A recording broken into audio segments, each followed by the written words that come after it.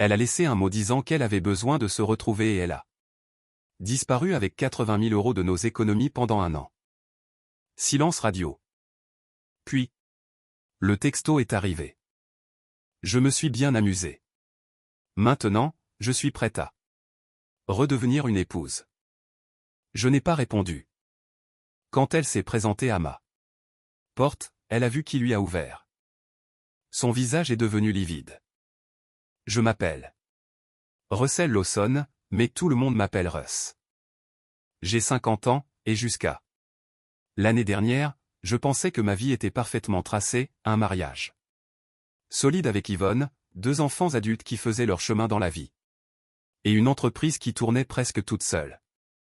4 stations de lavage haut de gamme dans le département, générant environ 15 000 € par mois de revenus passifs pendant que mes gérants s'occupaient des opérations quotidiennes. Je me réveillais, je vérifiais les chiffres sur mon téléphone, je passais peut-être voir l'une des stations si j'en avais envie, et je passais le reste de mon temps à bricoler dans la maison ou à planifier nos prochaines vacances. Yvonne travaillait comme agent immobilier. Elle était douée, en plus. Toujours en train de conclure des ventes, toujours en train de réseauter lors de tel ou tel événement. J'étais fier de son ambition.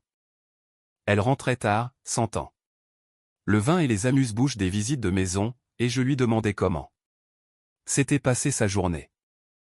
Elle m'embrassait sur la joue en disant, épuisant, avant de monter se doucher. Je n'ai jamais remis cela en question. Pourquoi l'aurais-je fait? C'était un mardi matin de mars quand j'ai trouvé le mot. Même. Pas une vraie conversation. Juste un bout de papier sur le plan de travail de la cuisine, à côté de la machine à café. Je me souviens encore des mots exacts car ils se sont gravés dans mon esprit. J'ai besoin de me retrouver. Ne m'attends pas. Je suis désolé. C'était tout. Pas d'appel téléphonique, pas d'explication en larmes, aucune tentative de régler les choses. Juste 7 mots. Et des excuses peu convaincantes. Sa voiture avait disparu de l'allée.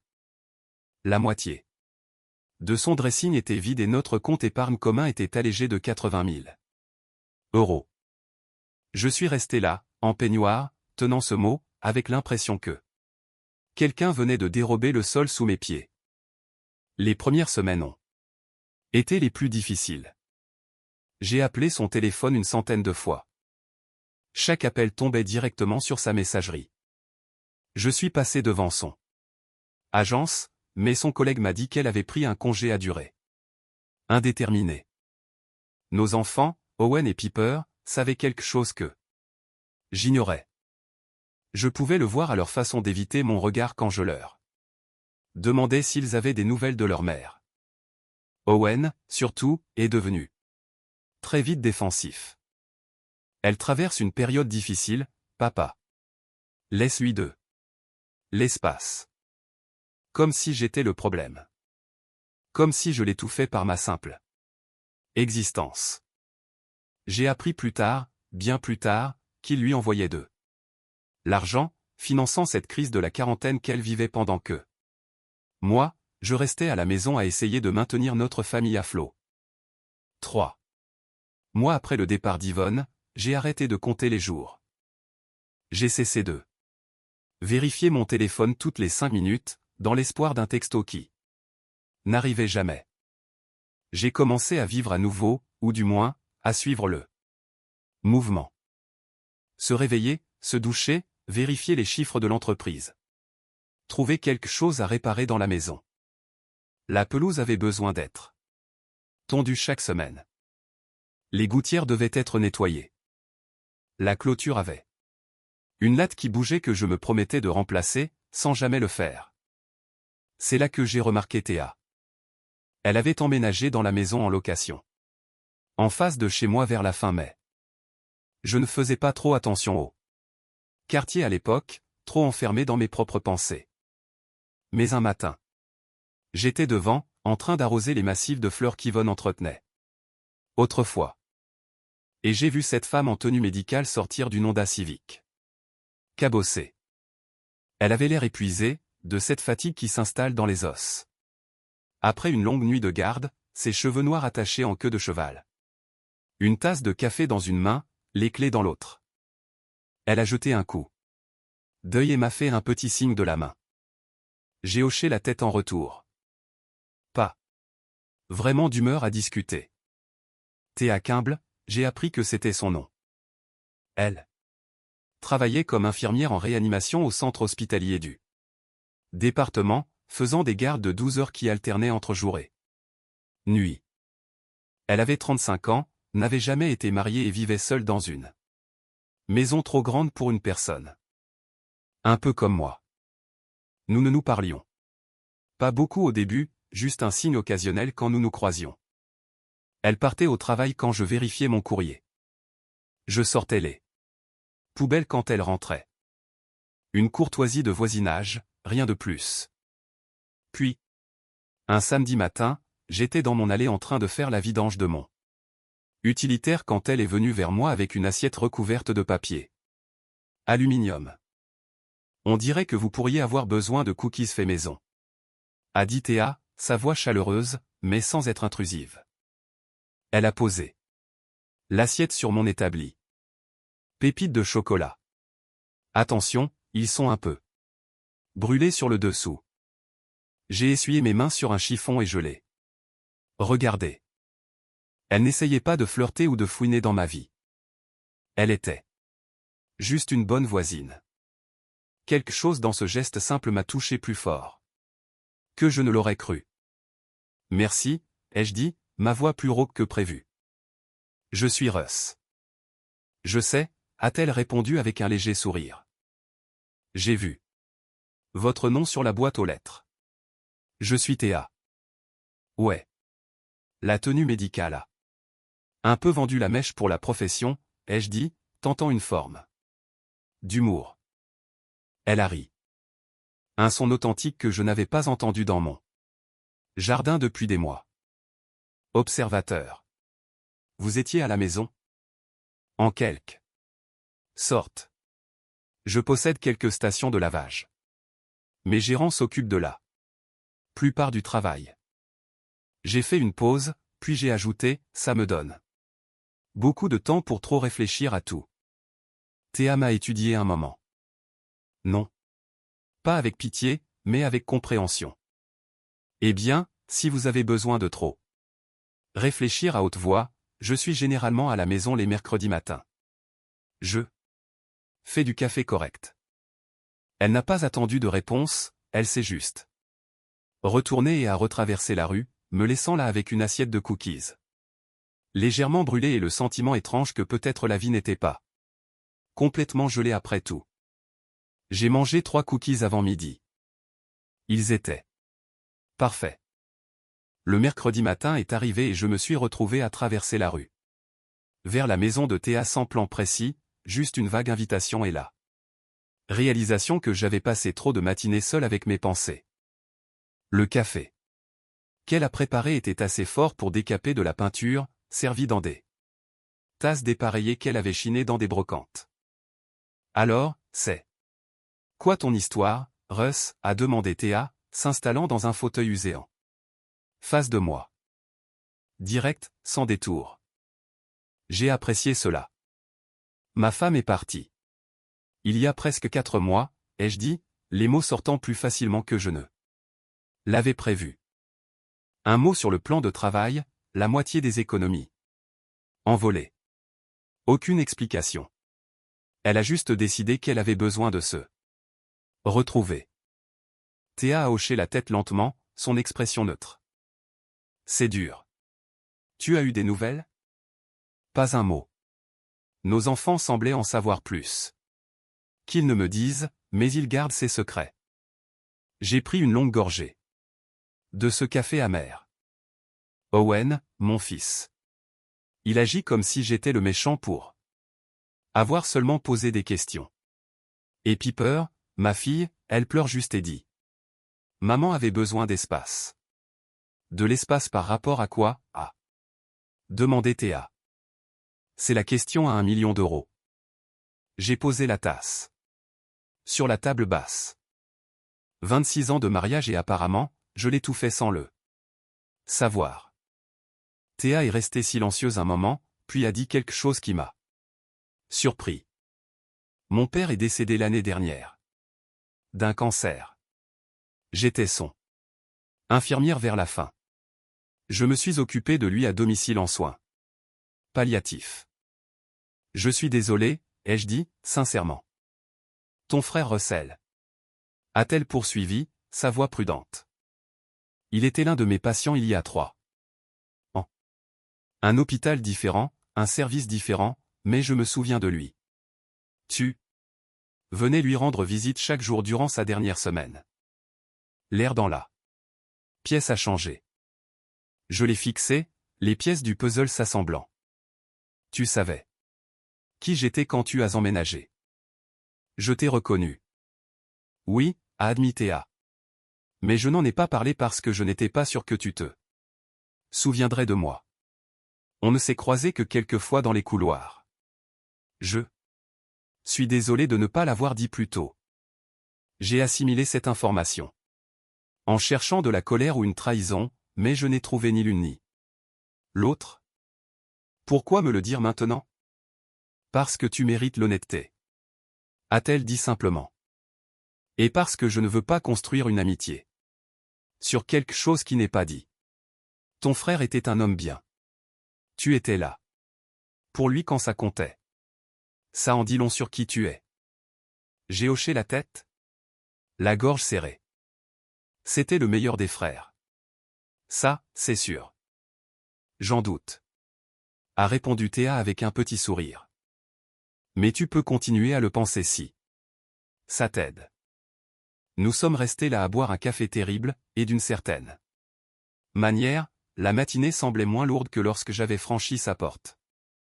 Le mois de juillet a frappé comme une fournaise, et les stations de lavage enregistraient des résultats records. Les gens voulaient que leur véhicule soit impeccable pour les départs en vacances d'été, et mes gérants faisaient des heures supplémentaires pour suivre la demande. J'aurais dû me concentrer sur les chiffres, sur la maximisation des profits pendant la haute saison. Au lieu de cela, je me suis surpris à attendre avec impatience les mercredis matins avec Théa. C'est devenu une routine sans que nous l'ayons planifié ainsi. Elle travaillait ses gardes de nuit du mardi au mercredi, rentrait vers 7 heures du matin, dormait jusqu'à midi, et ensuite j'arrivais avec des viennoiseries de la boulangerie du centre-ville. Nous nous asseyions sur sa terrasse arrière, parlant de tout et de rien. Elle me racontait ses patients difficiles, le poids émotionnel de voir des gens s'éteindre malgré ses meilleurs efforts. Je lui parlais des appels de plus en plus hostiles d'Owen et des silences coupables de Piper. Tes enfants sont dans une situation difficile, a dit Théa un après-midi, ses pieds nus posés sur la rambarde de la terrasse. Ils vous aiment tous les deux, mais leur mère a probablement peint un tableau qui fait de toi le méchant. Quel tableau pourrait-elle bien peindre, ai-je demandé. La frustration transparaissant. J'ai travaillé dur, j'ai subvenu aux besoins de notre famille, je n'ai jamais trompé, je n'ai jamais haussé le ton. Qu'est-ce que j'ai fait de si terrible?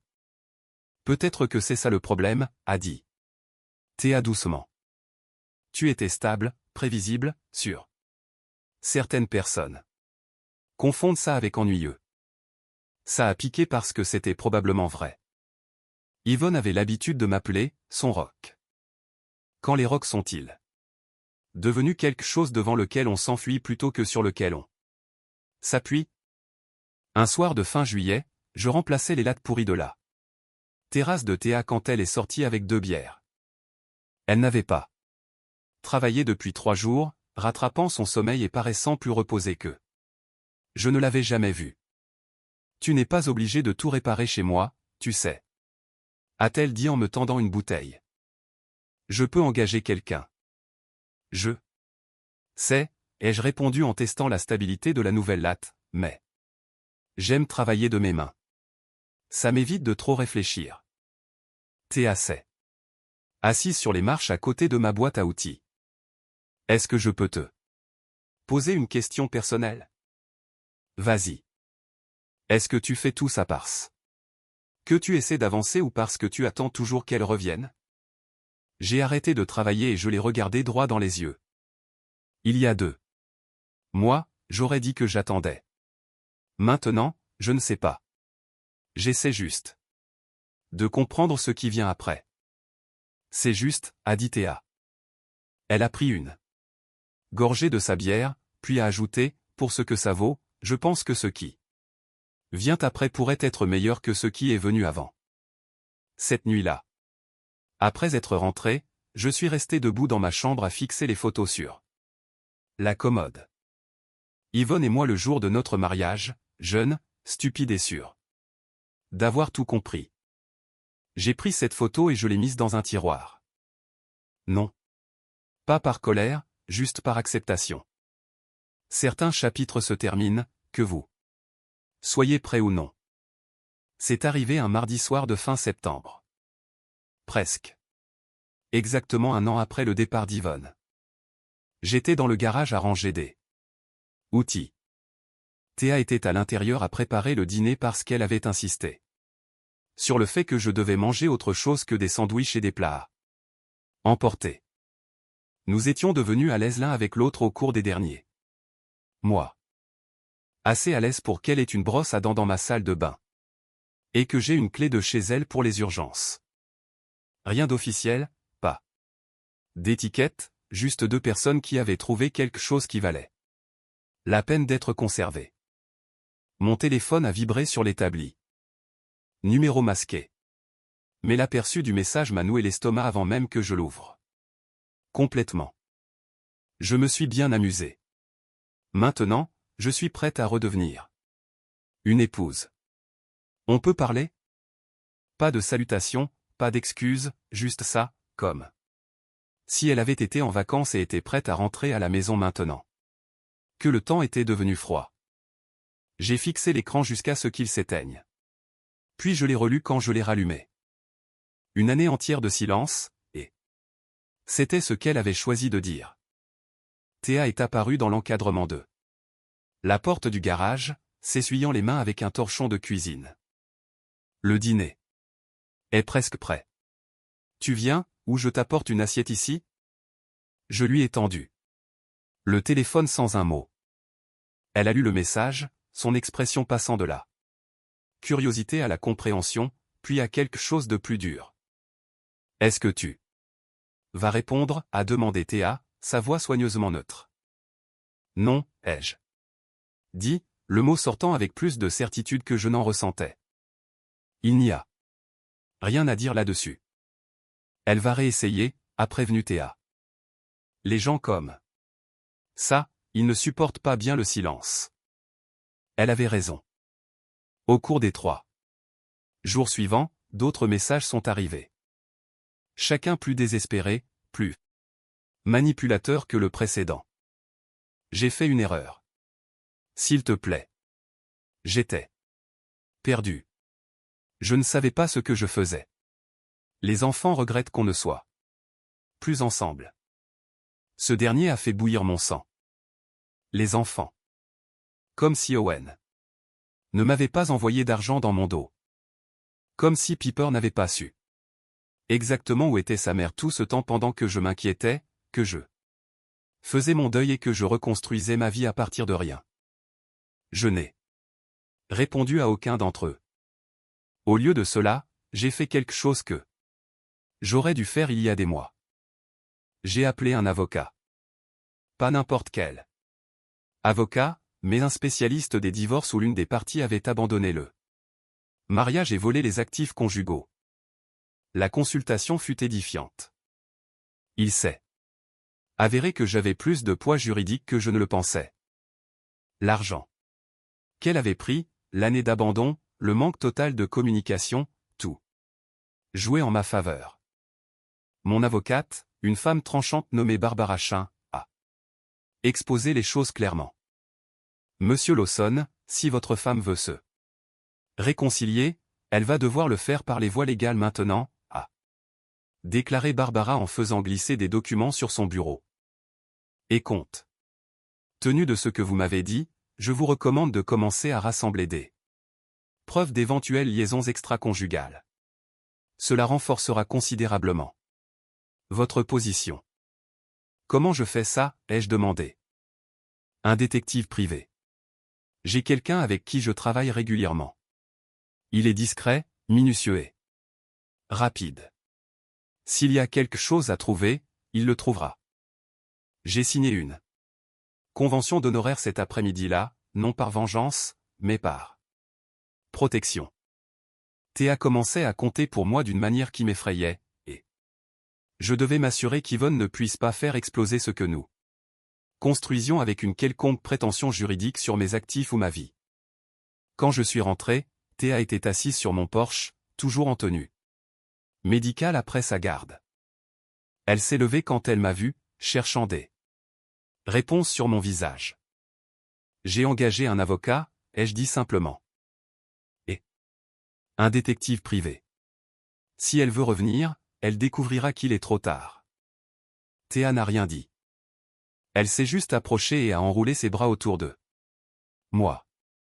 Et je me suis laissé aller à m'accrocher à elle comme si elle était là. Seule chose solide dans un monde qui essayait sans cesse de se dérober sous mes pieds. Cette nuit-là, j'ai éteint mon téléphone complètement et je l'ai laissé dans un tiroir. Tout ce qu'Yvonne avait à dire, elle pouvait le dire à mon avocate.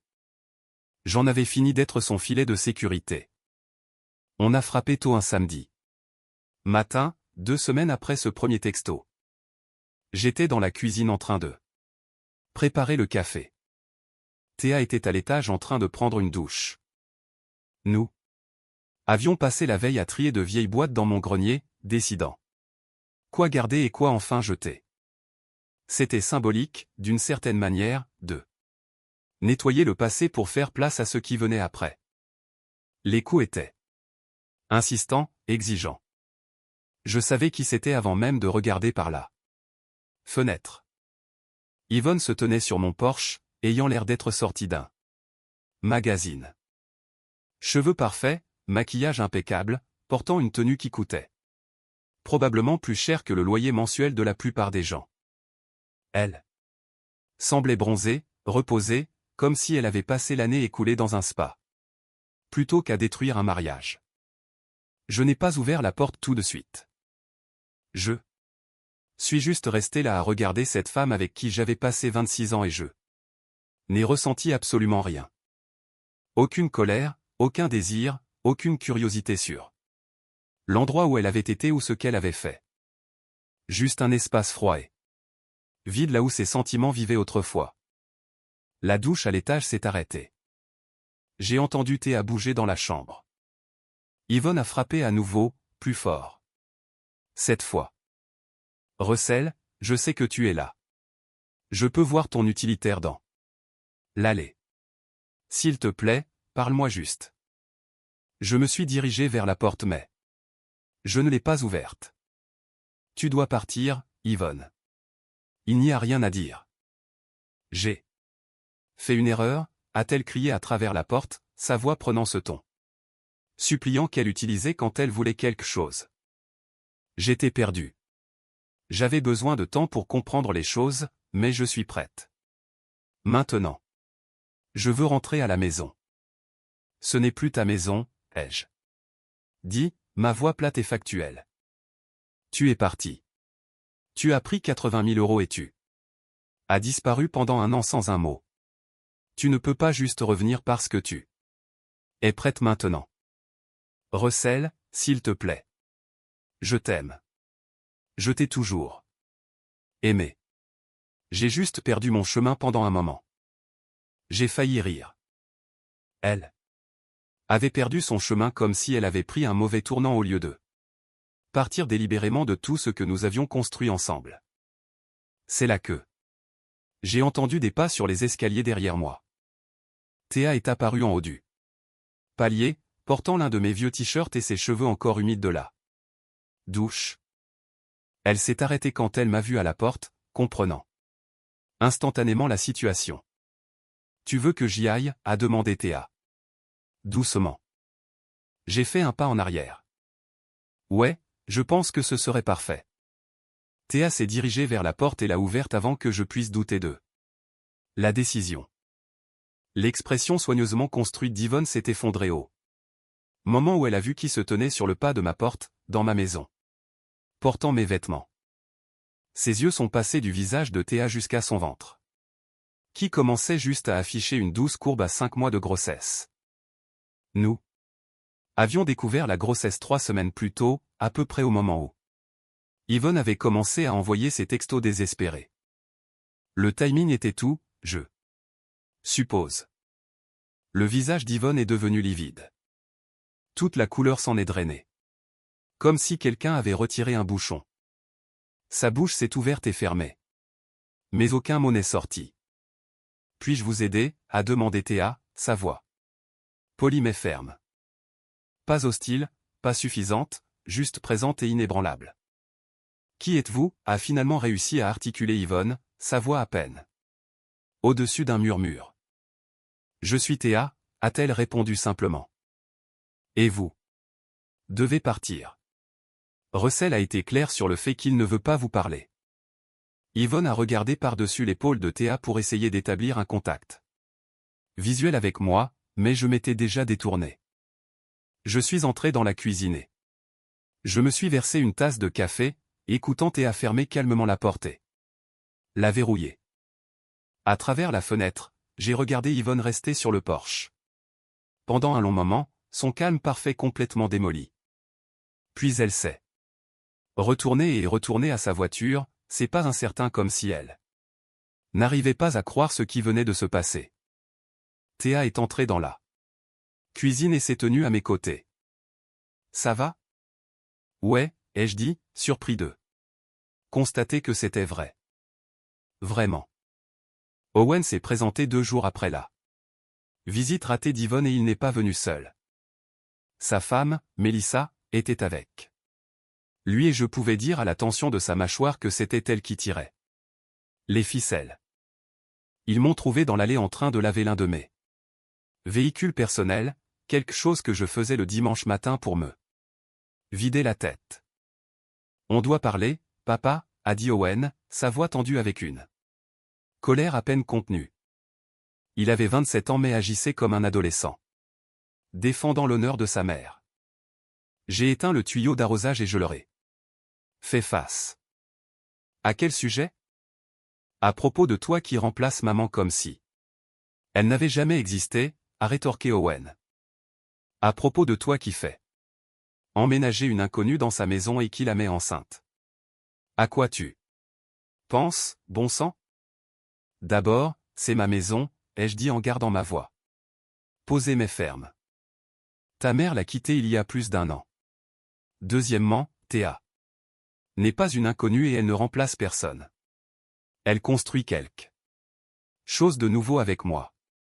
Quelque chose que ta mère a choisi de détruire. Elle a fait une erreur, a interrompu Mélissa, sa voix tranchante. Les gens font des erreurs. Ça ne veut pas dire que tu dois jeter un mariage à la poubelle. Ta mère n'a pas fait une erreur, ai-je corrigé, en regardant directement Owen. Elle a fait un choix. Elle a choisi de partir. A choisi de prendre 80 000 € de son argent. A choisi de disparaître pendant 1 an sans un mot. Ce ne sont pas des erreurs, Phil. Ce sont des décisions. Tu ne sais pas ce qu'elle traversait, a argumenté Owen. Elle luttait contre le vieillissement, contre le fait de se sentir invisible. Elle avait besoin de soutien, pas de jugement. J'ai senti ma patience s'amenuiser. J'ai été son mari pendant 26 ans. Je lui ai donné tous les types de soutien possibles. J'ai travaillé dur pour offrir une belle vie. Jamais trompé. Jamais menti. Si elle luttait, elle aurait pu me parler au lieu de s'enfuir avec l'argent de quelqu'un d'autre. L'argent de quelqu'un d'autre, a ri Mélissa amèrement. C'était un bien commun. Elle avait tout à fait le droit de le prendre. Pas sans me dire qu'elle partait, ai-je rétorqué. Pas en vidant les comptes au milieu d'eux. La nuit comme une voleuse. Et certainement pas pendant que vous deux aidiez à financer sa petite aventure. Le visage d'Owen a rougi. C'est notre mère. On l'aidait à se remettre sur pied. Elle était sur pied tout le long, ai-je dit. Elle a juste décidé que ses pieds ne voulaient plus être à côté des miens. Et tu sais quoi? J'ai fait mon deuil de ça. J'ai tourné la page. Ce que je ne tolérerai pas, c'est que vous deux vous montiez chez moi pour essayer de me culpabiliser de reprendre quelqu'un qui n'a pas eu assez de respect pour moi. Pour avoir une conversation avant de détruire notre mariage. Ce bébé ne change rien, a dit Mélissa froidement, désignant la maison où Théa était. Visible à travers la fenêtre de la cuisine. Légalement, tu es toujours mariée à la mère d'Owen. C'est de l'adultère et ça comptera au tribunal des divorces. Tu serais surprise de ce que pense mon avocate à ce sujet, ai-je répondu. Il s'avère que l'abandon depuis plus d'1 an me donne beaucoup de poids juridique. Et si on parle d'adultère, vous devriez peut-être demander à votre belle-mère ce qu'elle faisait pendant l'année écoulée. Mon détective privé a des rapports très détaillés. Owen est devenu pâle. Tu as engagé un détective privé. Je me suis protégé, ai-je dit simplement. Quelque chose que j'aurais dû faire. Depuis longtemps. Maintenant, si vous deux avez fini d'essayer de m'intimider. Sur ma propre propriété, j'ai du travail. Ce n'est pas fini, papa, a dit Owen, mais sa voix avait perdu un peu de son tranchant. Maman parle à son propre avocat. Tu ne vas pas t'en sortir en la coupant de tout. Je ne la coupe de rien dont elle ne s'est pas coupée elle-même, ai-je répondu. Elle est partie. Je rends juste la chose officielle. Maintenant, partez de ma propriété avant que j'appelle les flics pour intrusion. Ils sont partis. Mélissa traînant pratiquement Owen jusqu'à leur voiture. Je les ai regardés s'éloigner, puis je suis entré pour trouver Théa assise à la table de la cuisine, ses mains enroulées autour d'une tasse de thé. J'ai entendu la plupart de ça, a-t-elle dit doucement. Tu vas bien? Je suis fatigué. Ai-je admis, en m'asseyant en face d'elle. Fatigué de me défendre pour avoir survécu à ce qu'elle m'a fait. Fatigué d'être traité comme le méchant parce que je ne suis pas resté là à attendre qu'elle revienne. Théa a tendu la main sur la table et a pris la mienne. Ton fils est manipulé par sa femme. Finalement, il finira par s'en rendre compte. Peut-être, ai-je dit, mais en ce moment, il les choisit eux plutôt que moi, et je dois être en paix avec ça. Cet après-midi-là, j'ai appelé mon avocate et lui ai parlé de la visite d'Owen. Et des menaces de Mélissa. Barbara m'a assuré que tout se passait comme prévu et qu'Yvonne n'avait pas encore déposé de demande conventionnelle. Elle gagne du temps, a expliqué Barbara. Espérant que vous allez céder et accepter une médiation. Ne le faites pas. Nous avons une position plus forte, et elle le sait. 3 semaines après la visite hostile d'Owen, c'est Piper qui a pris contact, non pas avec des accusations ou des exigences, mais avec un simple texto. On peut se voir pour un café? Juste nous deux. Je l'ai rencontrée dans un petit café du centre-ville un matin froid de novembre. Elle était déjà là quand je suis arrivé, assise dans un box dans le coin, l'air nerveux et coupable. Piper avait 25 ans, travaillait comme institutrice en école primaire. Et avait toujours été la pacificatrice de notre famille. Merci d'être venu. Papa, a-t-elle dit alors que je m'installais dans le box en face d'elle. Bien sûr, ai-je répondu. Tu es ma fille. Je trouverai toujours du temps pour toi.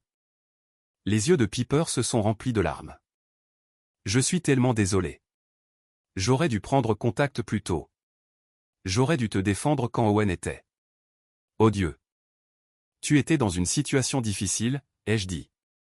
Bien que ces excuses signifiaient plus qu'elle ne le pensait probablement. J'ai été une lâche, a corrigé Piper. Maman m'a appelé juste après avoir vu cette femme. Théa, à la maison. Elle était hystérique, disant que tu l'avais trahi, que tu avais tourné la page si vite. Et moi, j'ai juste écouté et je n'ai pas dit ce que j'aurais dû dire, c'est-à-dire qu'elle n'a aucun droit d'être contrariée. A dit Piper fermement, la colère s'insinuant dans sa voix. Qu'elle t'ait quitté, papa? Elle est partie sans un mot et a disparu pendant plus d'1 an. Qu'est-ce qu'elle pensait qu'il allait se passer? Que tu allais juste geler ta vie et attendre qu'elle décide qu'elle en avait fini de jouer? J'ai senti quelque chose se détendre dans ma poitrine. Tu savais où elle était. Jean savait un peu, a admis Piper en s'essuyant les yeux. Elle m'a appelé. Quelquefois, elle a dit qu'elle était en Californie à essayer de comprendre les choses. Elle n'a jamais mentionné de gars, mais Owen m'a dit plus tard qu'elle avait été avec quelqu'un. Quand cette relation a échoué, soudainement, elle a voulu rentrer comme si tu n'étais que son plan B, c'est exactement ce que j'étais, ai-je dit doucement. J'ai honte d'avoir envoyé de l'argent, a continué Piper. Owen et moi l'avons fait et on ne te l'a pas dit parce qu'on savait que c'était mal. On l'aidait à te faire du mal. Et je suis tellement désolé. J'ai tendu la main par-dessus la table et j'ai pris la sienne. Piper, tu aimes ta mère. Je comprends ça. Je ne te demande pas de choisir un camp, mais je choisis, a-t-elle dit. Je choisis de te dire la vérité. La semaine dernière, j'ai entendu maman au téléphone avec son amie Janet. Elle rigolait de toi, papa, t'appelant prévisible et ennuyeux. Elle a dit que tu étais un chèque de paie fiable, mais qu'elle avait besoin d'excitation, besoin de se sentir jeune à nouveau. Et quand Janet a demandé pourquoi elle voulait revenir maintenant, maman a dit, parce que la stabilité a l'air meilleure. Quand on est fauché et seul. Les mots ont frappé plus fort que je ne le pensais. Non pas parce qu'il faisait mal, mais parce qu'il confirmait tout ce que je soupçonnais. Yvonne ne m'avait pas aimé pour qui j'étais. Elle aimait ce que je fournissais. La sécurité, la sûreté et la vie confortable. Quand elle s'en est lassée, elle l'a troqué pour l'aventure. Et quand l'aventure a mal tourné, elle voulait récupérer son filet de sécurité. Ça a dû être dur à entendre, ai-je dit. Ça m'a rendu malade, a répondu Piper. Et ça m'a fait réaliser que cette femme, Théa, elle ne te vole pas à maman. Maman t'a jeté. Théa est juste assez intelligente pour voir ce que maman a fait. Nous avons discuté pendant encore 1 heure. Piper m'a parlé de ses propres luttes. Comment le divorce l'avait forcée à examiner ses propres schémas relationnels. Comment elle avait rompu avec son petit ami de 3 ans parce qu'elle réalisait qu'elle se contentait de quelqu'un qui ne la respectait pas. Tu m'as appris ça, papa, a-t-elle dit. Te voir refuser de reprendre maman. Te voir choisir ton propre bonheur plutôt que ce que tout le monde attendait de toi. Ça demande du courage. Quand nous nous sommes serrés dans nos bras pour nous dire au revoir sur le parking, j'ai eu l'impression de retrouver ma fille. Non pas l'enfant qui avait grandi dans ma maison, mais une adulte qui me respectait. Assez pour me dire la vérité. L'audience de divorce était prévue pour un matin froid de février, 8 mois après qu'Yvonne ait essayé pour la première fois de revenir. Mon avocate, Barbara, m'avait préparé à ce à quoi m'attendre, mais rien ne vous prépare vraiment à vous retrouver en face de quelqu'un avec qui vous avez passé la moitié de votre vie dans une salle d'audience. Yvonne s'est présentée, ayant l'air coûteuse mais fatiguée. Son avocat, un type nommé Richard Paulson qui se spécialisait dans la protection des époux fortunés, était assis à côté d'elle, remuant des papiers. J'étais assis avec Barbara, Théa à mes côtés même si elle était enceinte de 8 mois et qu'elle aurait probablement dû être à la maison à se reposer. Je veux être ici, avait insisté Théa ce matin-là. Tu as été là pour moi. Je suis là pour toi. La juge, une femme sans détour d'une 60aine d'années nommée Margaret Haye, a examiné le Dossier de l'affaire avant de lever les yeux vers les deux parties.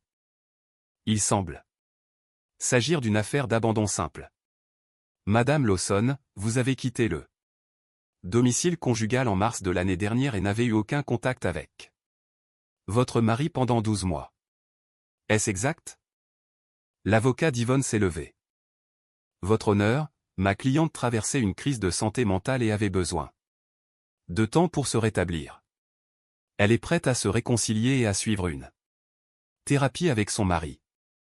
Monsieur Lawson, souhaitez-vous vous réconcilier? M'a demandé directement la jugeaille. Je me suis levé. Non, votre honneur. J'ai avancé dans ma vie. J'attends un enfant avec ma partenaire et je veux que ce mariage soit légalement dissous. Votre honneur, a interrompu Paulson. Ma cliente a droit à la moitié des actifs conjugaux, y compris les intérêts commerciaux de Monsieur Lawson et ses comptes de retraite. Barbara s'est levée. Avec assurance. Votre honneur, nous avons la preuve que Madame Lawson a retiré 80 000 € des comptes communs sans la connaissance ni le consentement de Monsieur Lawson avant d'abandonner le mariage.